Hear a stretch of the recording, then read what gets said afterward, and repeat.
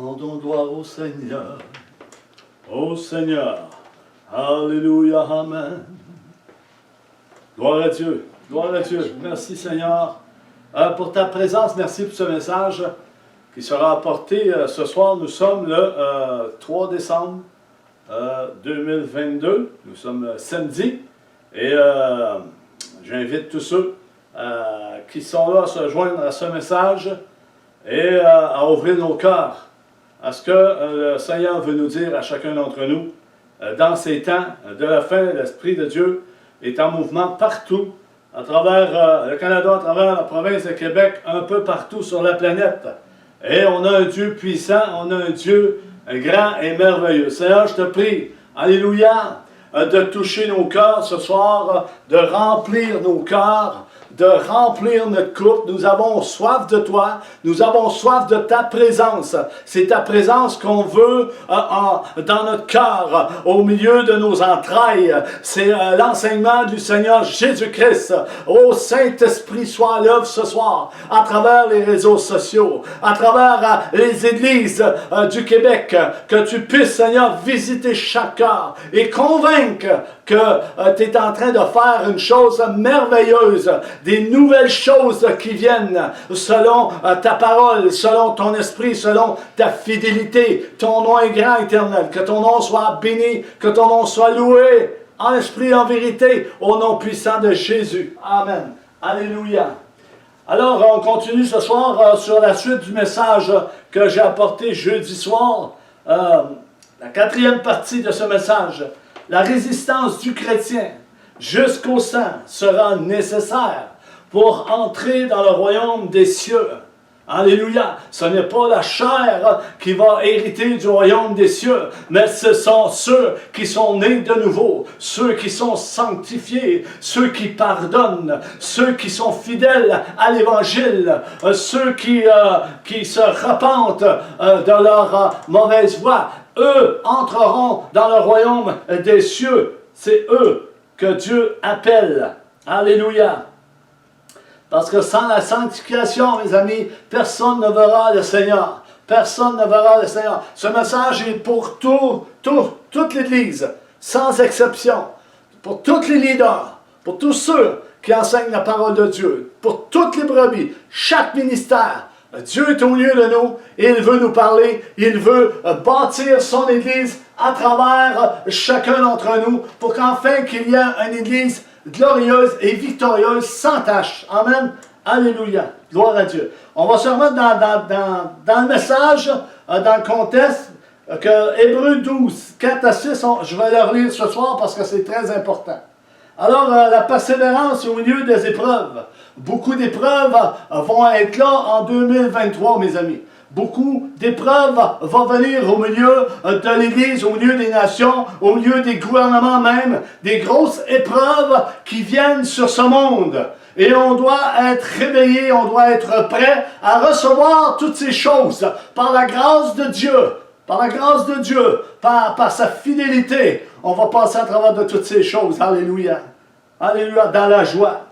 À l'exemple de Jésus-Christ, je répète, la persévérance au milieu des épreuves, à l'exemple du Seigneur Jésus-Christ, comme Jésus a passé plusieurs épreuves, on doit être comme Jésus, semblable au Fils de l'homme, semblable à Jésus, à l'image de Jésus-Christ. Alors, on commence au verset 4 du chapitre 12 du livre des Hébreux.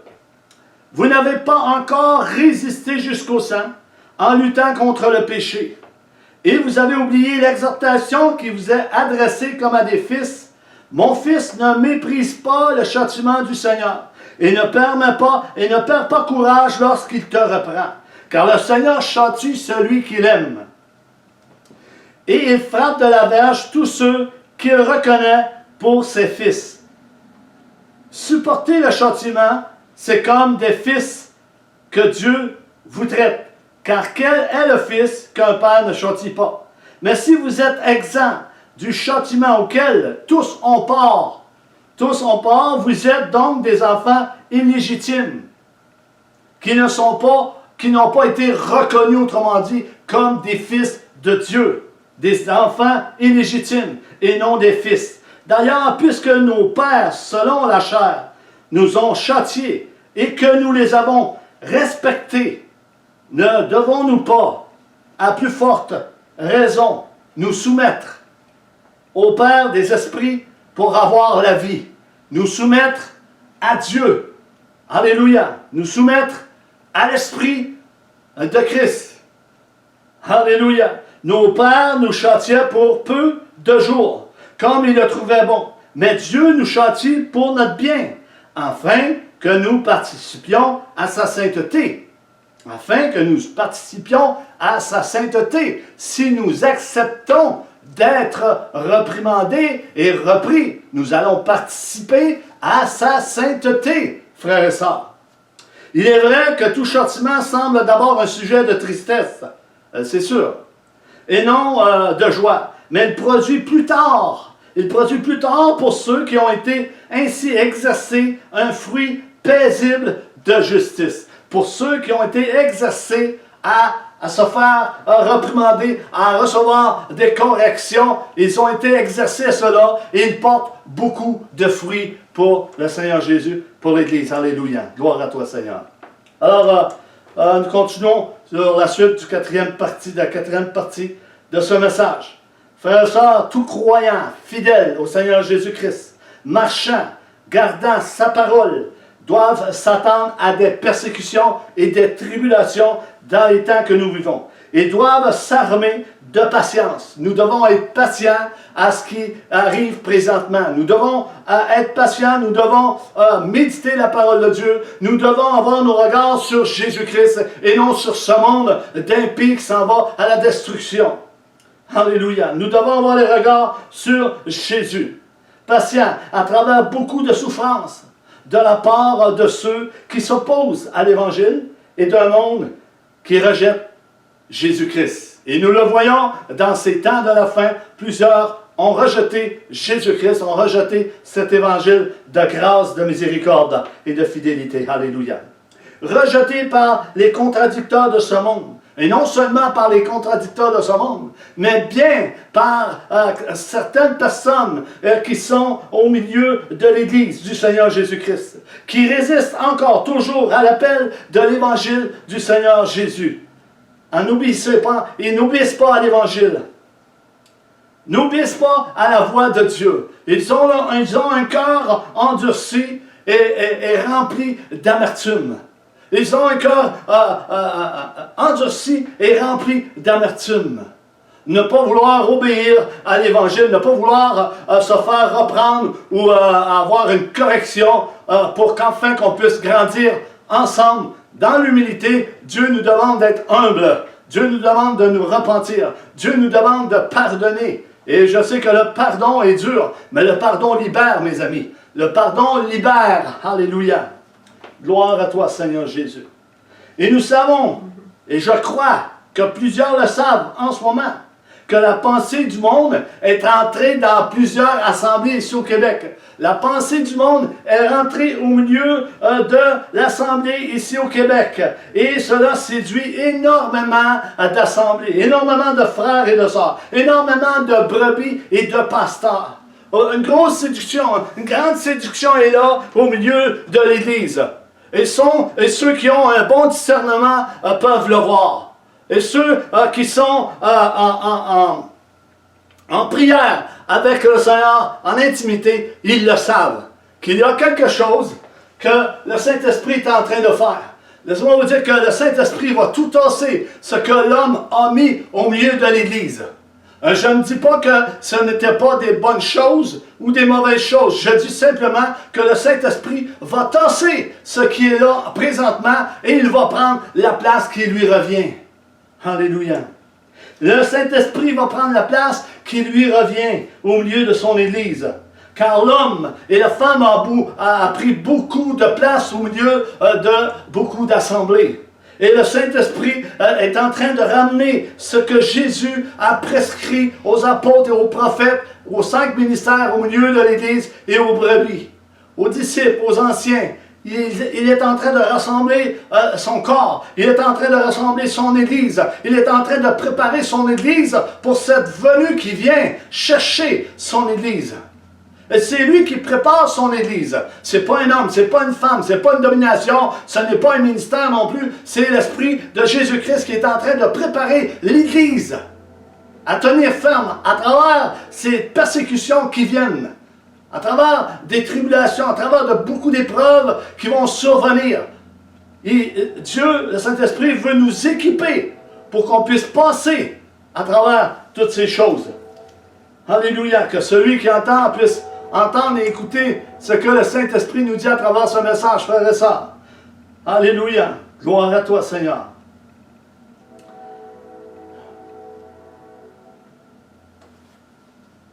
Et on doit veiller, on doit être vigilant. Et à qui s'adresse ce message? À qui s'adressent tous ces versets qu'on partage? Cela s'adresse à nous, frères et sœurs. À nous qui représentons l'Église, qui représentons le Seigneur Jésus-Christ comme ambassadeur pour Christ. Alléluia. Nous, les pierres vivantes et non mortes. Alléluia. Il est important que l'on soit bien réveillés, frères et sœurs, dans ces temps que nous vivons. Nous voyons, il faut qu'on ait un bon discernement. Et ceux qui n'ont pas ce discernement, qu'ils puissent le demander au Seigneur, et ils recevront ce discernement. S'ils le demandent avec foi, au nom de Jésus. C'est pour cela qu'il est dit dans la parole de Dieu, « Réveille-toi, toi qui dors. Relève-toi d'entre les morts, et Christ t'éclairera. » Éphésiens 5, 14. Dieu n'habite pas dans des corps de mort. Il habite dans des pierres vivantes. Il habite au milieu de son temple. Et il est en train de bâtir son temple. Il est en train de restaurer son temple pour que son temple soit saint. Aucune chose de ce monde ne peut être au milieu de son Église. Et si on laisse le Saint-Esprit agir, le Saint-Esprit va dévoiler toutes choses qui sont dans les ténèbres, pour le bien de chacun d'entre nous, frères et sœurs. Amen. Gloire à Dieu. Regardons ce que nous dit l'apôtre Paul dans 2 Timothée 3,13. On l'a vu probablement dans la 3e partie. Il dit, « Mais les hommes méchants et imposteurs avanceront toujours plus dans le mal, égarant les autres et égarés eux-mêmes. » Et nous voyons qu'il y a une partie de l'Église, de beaucoup de frères et de sœurs, s'égarent dans un autre évangile, dans un autre Jésus, dans d'autres doctrines que celles que Jésus a enseignées aux apôtres et aux disciples. Et on le voit. Paul est en train de nous dire que ces hommes avanceront toujours plus, qui veut dire ils ne s'arrêteront pas, frères et sœurs. Ils vont égarer plusieurs croyants dans leur mouvement de mensonge et d'hypocrisie. Et ça, il y en avait du temps de Paul. Il y en avait du temps de Pierre. Il y en avait du temps de Jésus. Il y avait des hommes qui marchaient constamment dans le mensonge. Ils marchaient dans l'hypocrisie. On a juste savoir l'histoire de Jésus. Les pharisiens et les scribes ont tenté de le surprendre à plusieurs reprises dans le mensonge, dans l'hypocrisie. Et l'apôtre Paul, aussi, ont voulu le prendre dans des pièges, falsifiant des lettres en disant que c'était Paul qui avait écrit toutes ces choses, et ce n'était pas vrai. Alléluia. Et aujourd'hui, cela est au milieu de nous également. Cela est au milieu de nous également. Et c'est pourquoi il faut veiller et prier, frères et sœurs. Je peux vous dire ceci. Qu'en ce moment, il y a un dangereux mouvement qui est là, au milieu de l'Église, au milieu des nations, qui se met en place dans notre génération, et ce mouvement n'est pas fondé sur Christ, mais sur de fausses déclarations et de fausses doctrines venant des hommes qui marchent selon leur propre désir, selon leur propre pensée, selon la pensée du monde, et non la pensée de Christ. Curieusement, ce mouvement est appelé à rencontrer un grand, grand succès, frères et sœurs. Qui va grandir, et ils avanceront toujours plus, comme l'apôtre Paul le mentionne dans 2 Timothée, chapitre 3 et 13, qu'on a vu un peu plus haut. Ils avanceront de plus en plus dans leur mensonge pour pouvoir égarer les enfants de Dieu. Ben, ils vont se servir de la parole de Dieu, ils vont citer la parole de Dieu, mais ils vont enlever quelques passages de la parole de Dieu, quelques mots de la parole de Dieu, et ça paraît quasiment pas, c'est bien apporté, mais ils enlèvent quelques paroles et quelques versets pour égarer les enfants de Dieu. Ce n'est pas la doctrine de Christ et il faut veiller, frères et sœurs.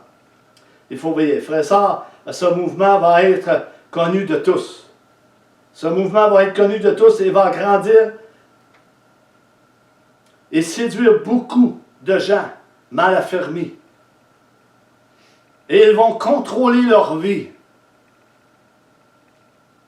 Donc plusieurs ont abandonné la foi et ce mouvement durera jusqu'au retour de Jésus. Ce mouvement est permis par Dieu, ce mouvement va durer jusqu'au retour de Jésus. Plusieurs seront séduits par ce mouvement de mensonge et d'hypocrisie qui prend place au milieu de cette génération. Un mouvement, et ce mouvement ne s'éteindra pas. Il est mené par le père du mensonge et le destructeur de ce monde. Satan, le diable, et ses ministres. Et ils connaissent la parole de Dieu. Ils connaissent très bien la parole de Dieu. Satan connaît la parole de Dieu. Nous devons veiller. Ces hommes méchants et imposteurs avanceront toujours plus dans le mal, égarant les autres et égarés eux-mêmes. Quelle folie des hommes qui veulent se montrer, ils veulent se glorifier, ils veulent être plus grands que Dieu, ils se font Dieu eux-mêmes et oublient bien souvent ce que le Seigneur a dit à travers sa parole. Séduits par la convoitise des yeux, de la chair, et ils s'en vont vers la perdition. Ce verset s'adresse à nous, frères et sœurs.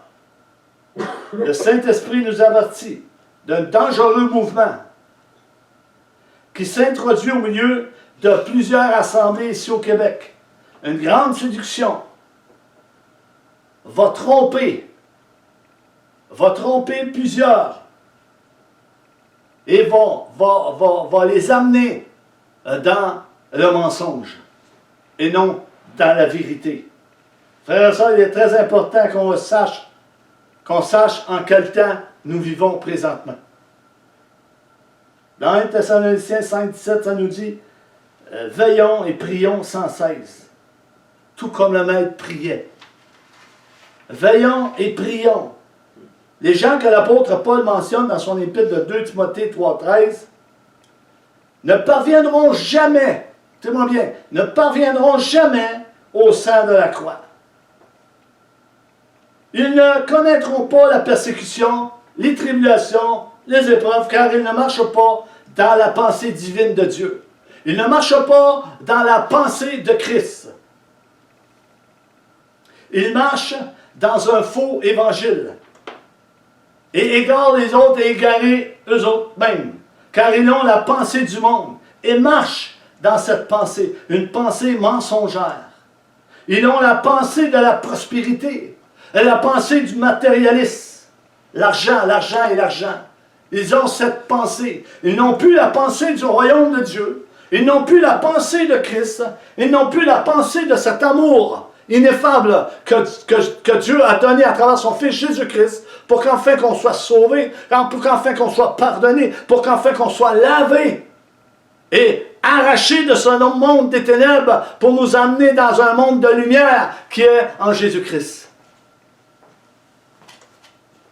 Non plus cette pensée. On va voir un petit peu ce que dit l'apôtre Paul touchant ces hommes dans l'épître aux 2 Thessaloniciens 2, 10, 12. Il a dit au verset 10, « Et avec toute la séduction de l'iniquité pour ceux qui périssent, parce qu'ils n'ont pas reçu l'amour de la vérité pour être sauvés. Ils n'ont pas reçu l'amour de la vérité pour être sauvés. 11. Aussi, Dieu leur envoie une puissance d'égarement pour qu'ils croient au mensonge.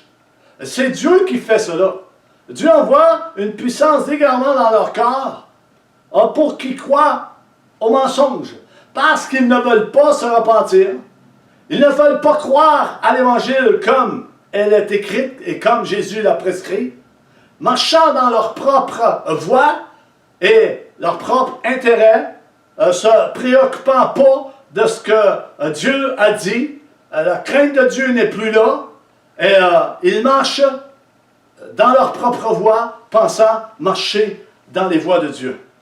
Et Dieu leur envoie une puissance également pour qu'ils croient au mensonge. 12. Afin que tous ceux qui n'ont pas cru à la vérité, mais qui ont pris plaisir à l'injustice, soient condamnés. Ceux qui ont pris plaisir à l'injustice, soit par des actions, soit par des paroles qu'ils ont commis injustement à l'endroit de plusieurs, ils aiment cela et n'ont pas la crainte de Dieu. Et ils marchent dans ses voies. Alléluia. Beaucoup périssent par la séduction du péché, frères et sœurs. Ils sont influencés par le mensonge. Ils périront par le mensonge, parce que Satan les a rendus aveugles à la vérité de l'Évangile et du salut. Satan les a rendus aveugles à la vérité de l'Évangile et du salut. Ils ont reçu une puissance d'égarement. Ce sont des personnes qui préfèrent l'amour du mensonge et qui marchent dans leur péché et refusent l'Évangile de vérité. Ils recevront de Dieu leur salaire. Comme tous les pécheurs, Dieu leur enverra un jugement qui scellera leur destin. Et cela est pour bientôt, frères et sœurs. Tous ces gens se trouveront sous une influence trompeuse et ils continueront de croire à ce qui est faux. Ils vont continuer à croire ce qui est faux. Ils accepteront le mal en tant que bien et le mensonge en tant que vérité. Frères et sœurs, c'est ainsi que Dieu utilisera Satan comme instrument de son jugement. Dieu va utiliser Satan comme instrument de son jugement. Et on va le voir, il y a un exemple dans l'Ancien Testament qui nous montre cela. Dieu, il n'a pas changé, il est le même hier et aujourd'hui. Il n'y a pas donc de variation avec Dieu. Il est le même hier et aujourd'hui. Tantôt il parle d'une manière, tantôt il parle d'une autre. Il agit d'une manière, il agit d'une autre manière. Dieu est Dieu. Alléluia. Gloire à toi, Seigneur. Dieu envoie une puissance également sur ceux qui ne veulent pas, absolument pas, obéir à l'Évangile, à la doctrine de Christ. Ils s'opposent à la vérité. Ils veulent entendre des choses agréables. Combien de fois on a entendu ce message de l'apôtre Paul dans 2 Timothée 4.3? Il dit qu'il viendra un temps où les hommes ne supporteront plus la sainte doctrine. Ils ne supporteront plus ce que le Saint-Esprit va dire, ce que l'Esprit de Dieu va mettre au milieu de son Église, avec des corrections, des réprimandes, pour ramener ses fils à l'obéissance de sa parole, à l'obéissance de sa sainteté. Alléluia. Ils vont s'opposer à cette doctrine, ayant la démangeaison d'entendre des choses agréables. Et cela est là depuis plusieurs années. Plusieurs aiment entendre des choses agréables. Mais écoutez bien, eux, ils se donneront une foule de docteurs. Ils vont se choisir une foule de docteurs. Ils vont se choisir des hommes ou des femmes qui se disent pasteurs pour leur bien à eux. Une foule de docteurs selon leur propre désir. Ils vont se choisir des hommes et des femmes selon leur propre désir, ce qu'ils veulent entendre. Ils ne veulent plus entendre la vraie doctrine de Christ. Ils veulent entendre des choses agréables. Mais Dieu a entendu tout ça. Dieu le sait, mes amis, qu'il y a des gens qui ne veulent plus entendre la vraie doctrine de Christ. Mais Dieu est patient et Dieu est amour. Dieu veut toucher les cœurs. Dieu veut changer les cœurs.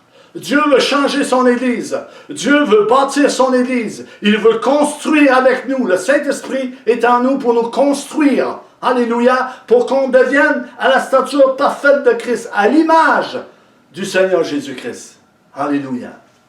C'est cela que Dieu veut pour chacun d'entre nous. Il ne veut pas que le méchant périsse. Il veut que le méchant se détourne de ses mauvaises voies et qu'il soit sauvé. C'est ça qu'il veut, le Seigneur. Alléluia. Est-ce qu'on connaît réellement Dieu? Est-ce qu'on connaît réellement la personne de Jésus-Christ? Est-ce qu'on connaît réellement le Saint-Esprit, la manière qui agit? Il faut regarder cela, il faut méditer cela, frères et sœurs, sérieusement, au milieu de l'Église. Il faut vraiment méditer cela. Alléluia. Ce sont des personnes qui préfèrent entendre l'amour du mensonge. Car il existe, frères et sœurs, il existe cet amour du mensonge. Il est là, cet amour du mensonge. Ce n'est pas l'amour de Dieu. Ce n'est pas l'amour de Jésus-Christ. C'est un amour qui vient du monde. Un amour du mensonge qui veut égarer les enfants de Dieu et les amener dans toutes sortes de voies tortueuses qui n'est pas la voie de Dieu pour qu'enfin qu'ils périssent. Et ça, c'est le diable qui fait cela. Il se sert de personnes qui ne sont pas sanctifiées, qui ne sont pas nées de nouveau et qui sont là au milieu de l'Église. Et Satan se sert de eux pour séduire et égarer les enfants de Dieu. Mais les enfants de Dieu ont été bien équipés. Ils ont un bon détecteur de mouvements et de menteurs. Alléluia. L'amour du mensonge. Et ce mensonge vient de la pensée du monde, qui est là pour nous détourner de la vérité. Ils sont amoureux du mensonge. C'est là. C'est Dieu a envoyé un esprit d'égarement sur eux pour qu'ils croient au mensonge. Vous savez, beaucoup ont commencé dans l'humilité. Beaucoup ont commencé dans la repentance. Beaucoup ont commencé dans le pardon, dans la fidélité, dans la miséricorde, dans l'amour, etc. Là, c'est rendu tellement égoïste et arrogant que Dieu est en train de faire quelque chose. Dieu veut le bien pour son Église et il va le faire. Il est en train de le faire. Alléluia. L'amour du mensonge et du péché face à l'Évangile de la vérité, ils recevront de Dieu leur salaire, comme tous les pécheurs. Et nous savons, frères et sœurs, que le salaire du péché, c'est la mort. On ne peut pas servir le Seigneur en disant, on est sous la grâce et on peut faire tout ce qu'on veut, on peut pécher, Dieu va nous pardonner, c'est un Dieu d'amour. Combien d'années, combien de temps on a entendu cela par beaucoup de prédicateurs, c'est un Dieu d'amour. Il va nous pardonner, c'est pas grave, il y a des petites farces ici et là, c'est un petit péché mignon, etc. On a entendu toutes ces choses. Dieu ne joue pas là. Dieu est Dieu. Dieu est Dieu. Il nous aime assez pour nous reprendre et nous corriger, pour nous amener près de son cœur, pour qu'on comprenne le cœur de Dieu, qu'on comprenne la personne de Jésus-Christ. Alléluia. Alléluia.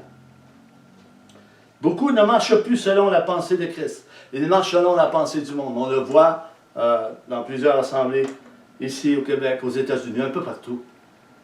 Et on ne peut pas le nier.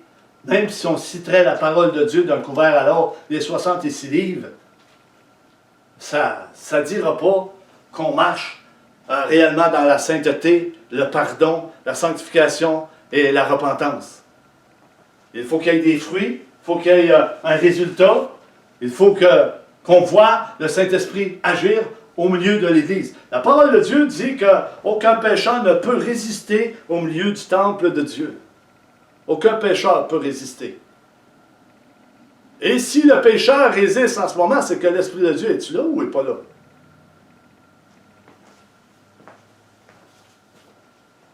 Alléluia. C'est pas moi qui le dis, c'est la parole de Dieu qui le dit. Allez vérifier. Dieu va envoyer son jugement qui va sceller leur destin final. Dieu va juger à un moment donné. Dieu est patient, mais il va envoyer son jugement bientôt sur certaines personnes et sur cette humanité. Ils vont avancer encore plus et se trouveront sous une influence trompeuse, égarer eux-mêmes en égarant les autres, afin qu'ils continuent de croire ce qui est faux. Beaucoup croient ce qui est faux.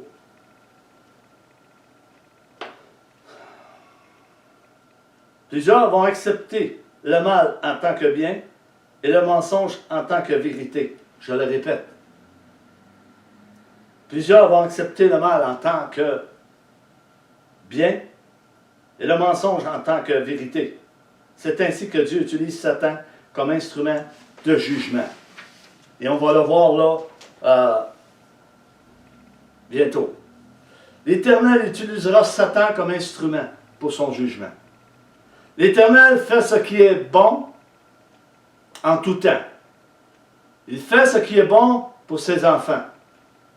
Venez avec moi dans 1 Roi 22, 19, 23. Dieu le même, hier et aujourd'hui, éternellement. Il n'y a pas de nombre de variations avec Dieu, il reste le même. Il ne change pas.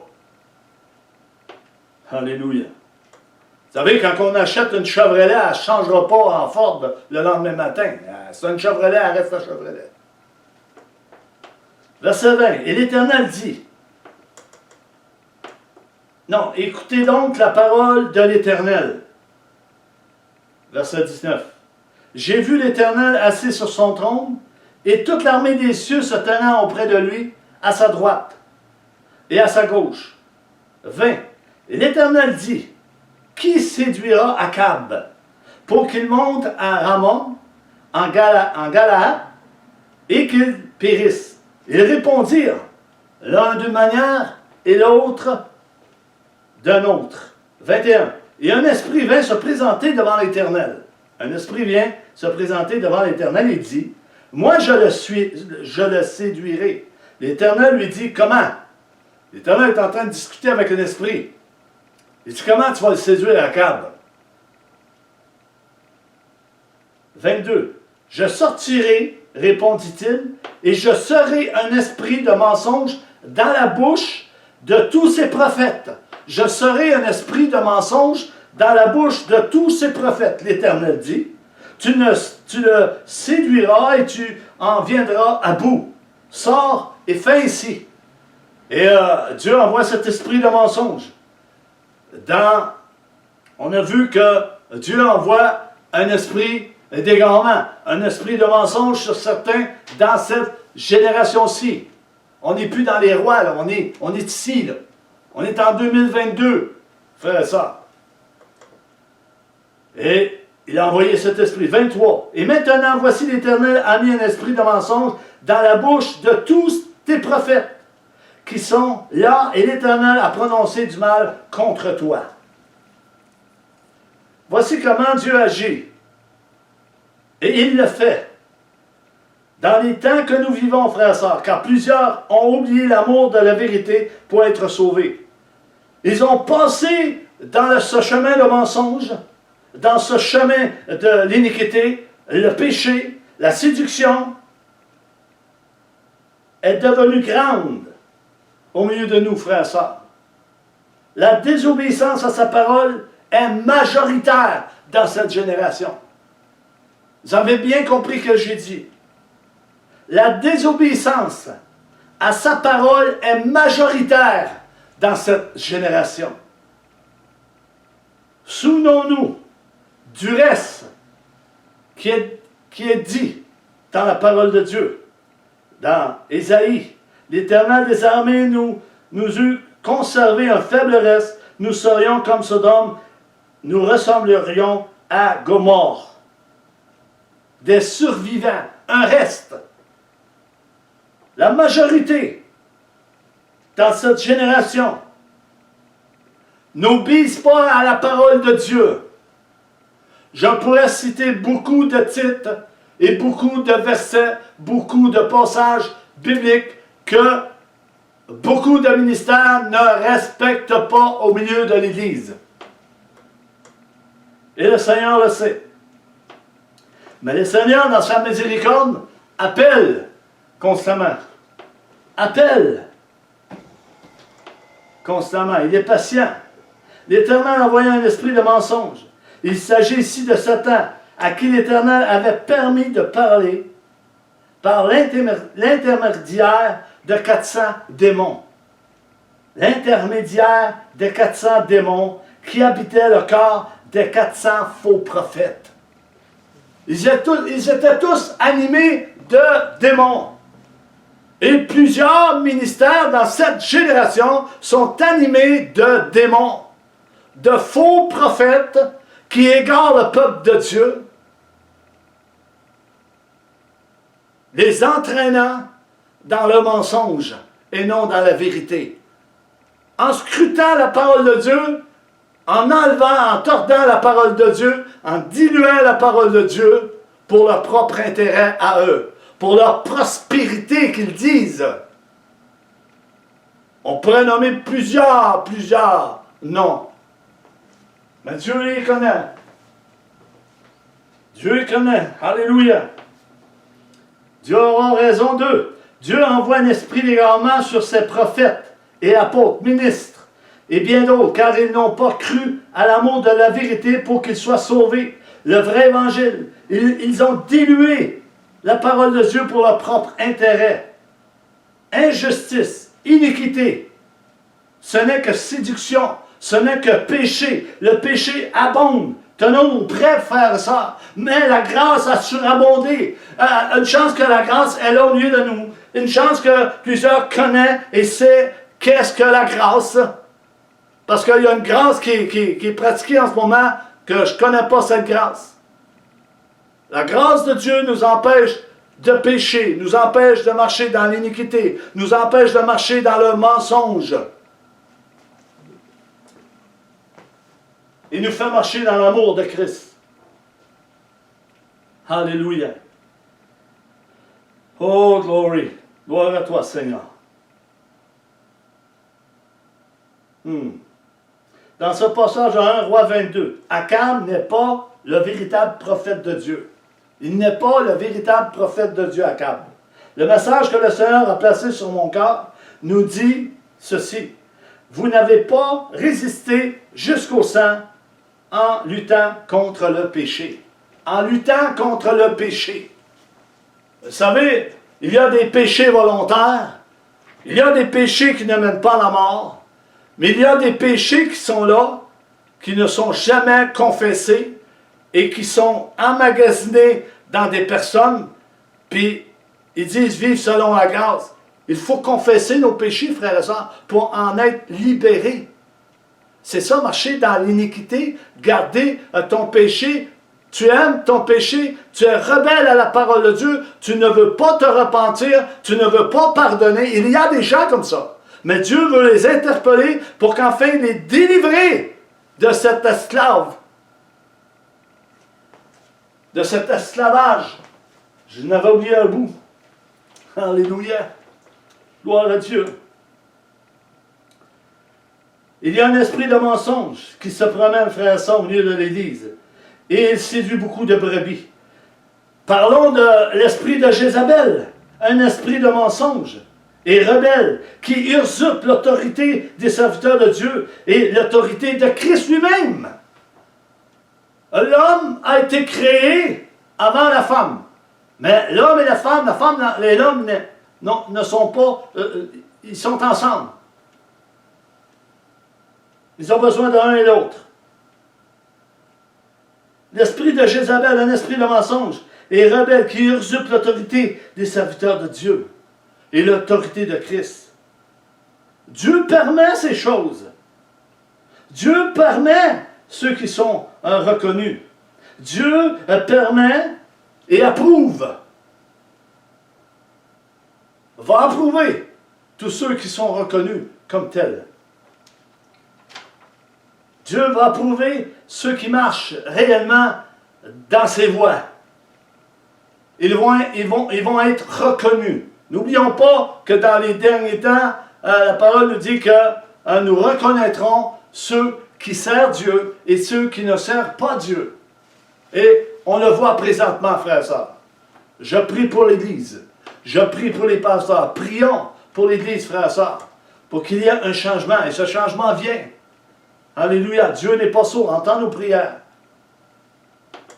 Je reprends le verset 4, 5, 6 et je termine avec cela. Du chapitre 12 du livre des Hébreux. Nous devons persévérer au milieu des épreuves, frères et sœurs, à l'exemple de Jésus-Christ. Jésus-Christ nous a laissé un exemple. Il dit qu'on doit marcher à l'exemple de Jésus-Christ. Oh! Que ça sera difficile pour certains de trouver cette porte et ce chemin étroit qui mène, et resserré, qui mène à la vie éternelle. 4. Vous n'avez pas encore résisté jusqu'au sang en luttant contre le péché. Et vous avez oublié l'exhortation qui vous a adressée comme à des fils. Mon fils, ne méprise pas le châtiment du Seigneur et ne perds pas courage lorsqu'il te reprend. Plusieurs ont perdu courage lorsqu'ils ont été repris ici et là. Oui, ils ont perdu courage. Mais il faut expliquer à ces gens pourquoi Dieu reprend et corrige. C'est pour notre bien à nous. Cela n'a pas été expliqué. Et moi, je l'explique ce soir. Si Dieu te corrige, s'il me corrige, s'il me reprend, c'est pour mon bien. Comme un père d'une famille va reprendre ses enfants, c'est pour le bien de la famille. Dieu agit de la même manière, frère et sœur. Verset 6. Car le Seigneur châtie celui qu'il aime. Il frappe de la verge tous ceux qui le reconnaissent pour ses fils. Si tu es fils légitime, tu n'es donc pas fils de Dieu. Parce que tu es légitime. Illégitime. Un exemple avec Job. Job 5, 17. Heureux l'homme que Dieu châtie. Ne méprise pas la correction du Tout-Puissant. 18. Il fait la plaie. Écoutez bien. Dieu fait la plaie et la bande. Il blesse et sa main guérit. C'est permis par Dieu. Tout est permis par Dieu, mes amis. C'est Dieu qui fait tout cela au milieu de chacun d'entre nous. J'ai terminé pour ce message ce soir et on va poursuivre pour la cinquième partie. C'est très important qu'on puisse saisir. Je ne sais pas quand je vais apporter l'autre partie, peut-être lundi ou avant, je ne sais pas. Mais je vous encourage à rester ferme, à persévérer dans la foi, à regarder, que nos yeux soient fixés sur le Seigneur Jésus. Et si vous vous êtes éloigné du salut, si vous êtes éloigné, si vous ne ressentez plus la présence de Dieu, mais appelez-le. Appelez-le, il va vous entendre. Appelez-le. Appelez-le, Seigneur, viens. Je ne ressens plus rien. Je vais à l'église, à l'assemblée, mais je ne ressens rien. Et je vais comme habitude ou comme une peur charnelle, je ne sais pas. Mais appelez. Faites appel au Seigneur. Faites appel au Saint-Esprit. Et je sais qu'il va agir. Que Dieu vous bénisse. Je vous laisse là-dessus. Que le Seigneur puisse pourvoir pour tous vos besoins. Et faites appel à Dieu et il va répondre.